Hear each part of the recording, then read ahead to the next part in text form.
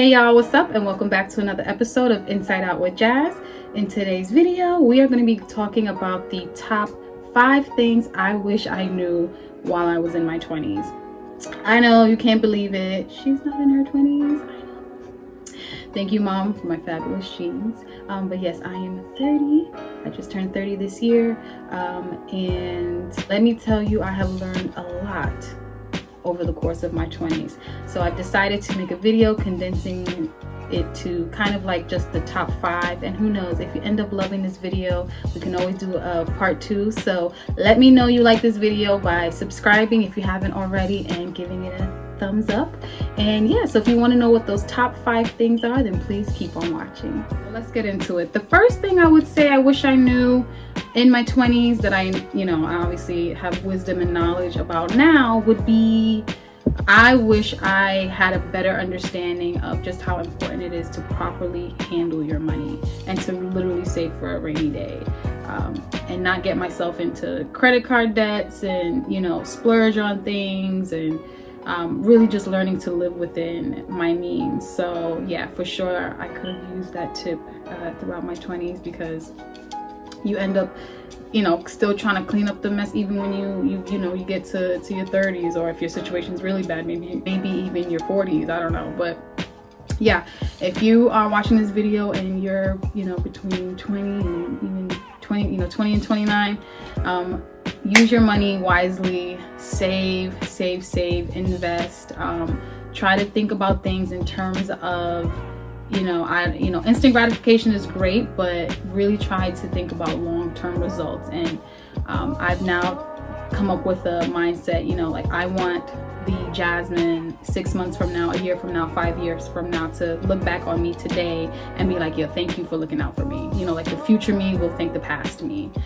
So that's kind of how I try to move when you want, when you have those impulses, or you want to buy something, or you want to do something, or you feel like, I've worked really hard, so let me buy myself something, or try to feel good through external means. If you really can't do it, you shouldn't. So and I know that kind of sucks, but it always works out in the end when you just use your money wisely and save.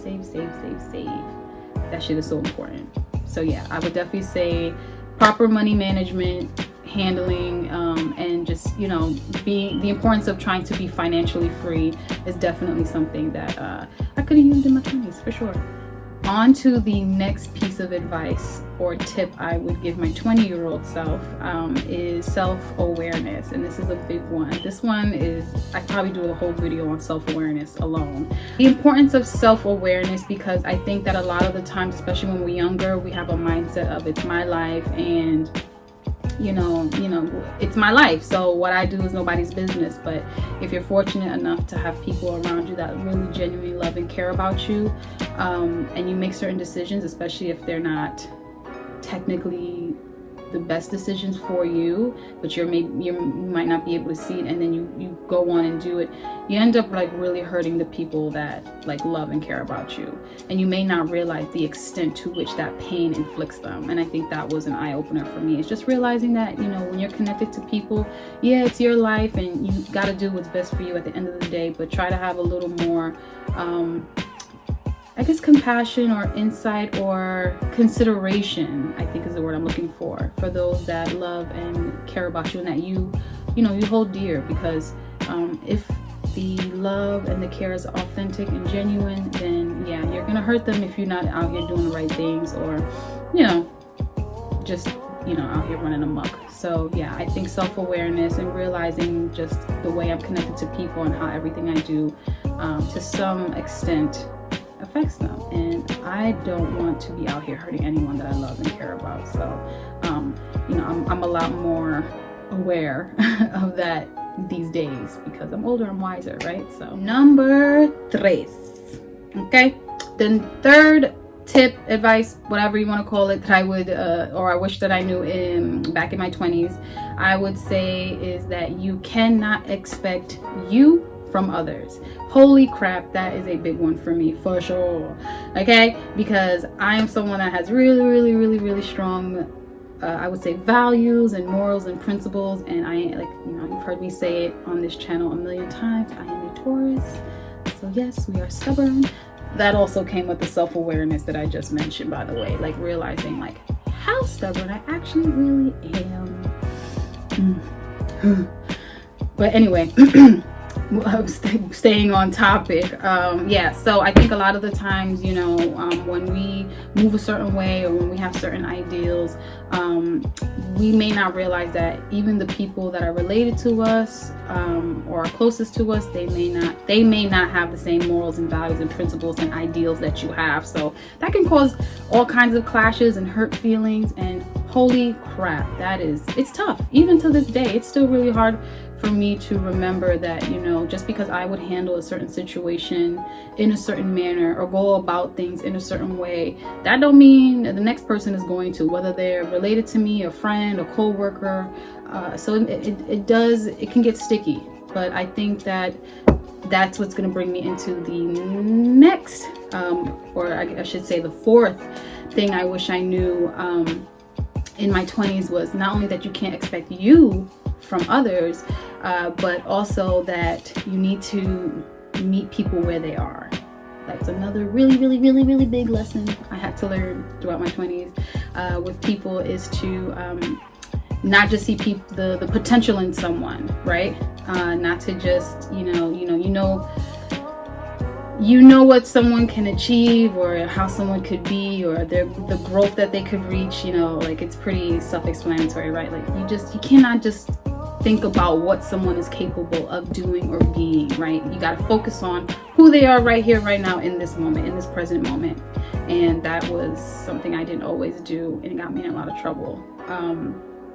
But yeah, so in meeting people where they are, especially when there's like disagreements or there's difference of opinions, if someone, you know, usually you can tell a lot about a person, a hell of a lot about a person, with how they act and react and move when they don't get their way or when they're upset, right? So if you are dealing, you know, if you're ever dealing with someone that, you know, when things are good and everything's on the up and up and life's a breeze, they're fabulous, they're amazing, but the minute they don't get their way or there's a disagreement or a difference of opinions or whatever the case is, they you know, become cold or distant or lack accountability. Like, to me, those are the things you got to pay attention to, because to me that's who the person really is, you know, deep down inside. Whoever, I feel like true colors always come out whenever there is intense emotions triggered or inflicted. So pay attention to that. Pay attention to how a person moves and acts and treats you when they're unhappy or when they don't get their way, because that is who they are at the core of themselves, you know. So that was a big one for me. Definitely had to learn that. And it's not just like romantically either. I mean, I'm talking like your brothers, your sisters, your, you know, people you think that are your friends, or, you know, whomever. Like, pay attention to how they move and how they behave when they're unhappy or when there's a struggle, because to me that shows you what tools they may have or may not have in terms of getting through things. And you know, you want to think of, hopefully you want to consider those things for the long haul. Like, do you really want to keep somebody around that, you know, every time things get sticky or tough or rough, they throw tantrums or they become cold-hearted or distant or just mean, right? Or, you know, they become a victim and want to blame everybody and everything. So yeah, for sure those two are, actually I can't even say that those two are the biggest lessons, because I feel like every single one has been so monumental and so huge. I mean, the finance part, the self-awareness part, not expecting you from others, meeting people where they are. I mean, these are all, to me, just really heavy but such powerful lessons that I learned, and I'm grateful for them. I really am. So, all right, y'all, last but certainly not least, the last and fifth thing I wish I knew in my 20s was how to properly heal, and the importance and even how fun it can be to heal and really get to know me. Not me as a teenager or as like a, you know, just like an adolescent or just a young adult, but just the woman that I am today. Really taking the time to look at my scars and my hurt and but not just the bad stuff, but also like, you know, celebrate the strength in me and the intelligence in me and the compassion in me and all those other really wonderful qualities that I possess. So that was something that, you know, I learned now that I'm in my 30s. But in my 20s, yeah, I wish I would have known just how important it is to take time out to just really focus on me, and you know, work on the things that, because we all have stuff, right?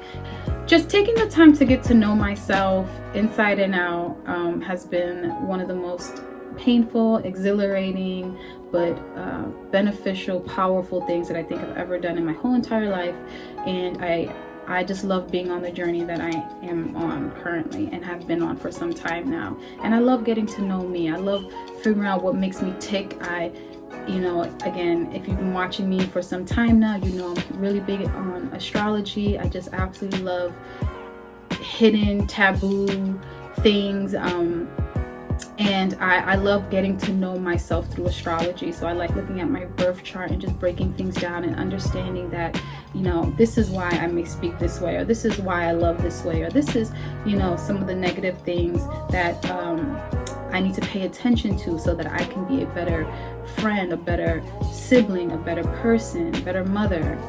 And, you know, I just think it's just a well of knowledge. And so I wish I would have known just how fun this actually can be to revamp your life, to just be by yourself and be content and feel good and feel whole and feel like you don't need nobody or nothing, you know, to get by and to be okay, right? Because I think that a lot of us, you know, it's natural. We're human beings. We're going to want to seek companionship, partnership and companionships, and that's okay. But if we cannot, or if we're literally unable to be by ourselves and be with our own thoughts, then how do I know we've heard this before, right? So how do we expect someone else to want to be in our company if we can't even stand ourselves?